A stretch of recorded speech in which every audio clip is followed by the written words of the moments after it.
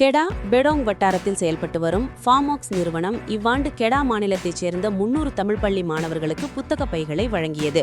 நிறுவன இயக்குனர் திரு ரமணா கலைச்செல்வன் உரையில் B40 குடும்பத்தை சேர்ந்த மாணவர்களின் நிலை அறிந்து ஆண்டுதோறும் எல்லா பண்டிகை காலங்களின் இனமென்று பார்க்காமல் பள்ளிக்கு தேவையான தளவாட பொருட்கள் வழங்கப்பட்டு வருவதை உறுதிப்படுத்தினார். கல்வி யாத்திரை மற்றும் சமூகத்தின் மீது அக்கறை கொண்டு இன்றைய தினத்தில் காலை துவக்கம் மதியம் வரை யாகம் வளர்க்கப்பட்டு இலவச அன்னதானம் வழங்கப்பட்டது. ஆண்டுதோறும் இந்திய மாணவர்களின் கல்வி மேல் படிப்புக்கும் நிதி மற்றும் கணினிகள் பள்ளி கட்டணங்களையும் செலுத்தி வருவதாக ரமணன் குறிப்பிட்டார்.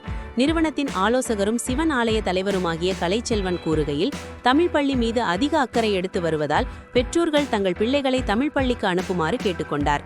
சிறப்பு செய்யும் வண்ணமாக பெடோங் வட்டார காவல்துறை அதிகாரி மற்றும் முன்னாள் சட்டமன்ற உறுப்பினர் சண்முகம் ரங்கசாமி, சேகு குமாரன், கெடா இந்து சங்கம், நேபாள நாட்டின் 2 குருஜி உட்பட 4 பேருக்கு மேல் கலந்து கொண்டனர்.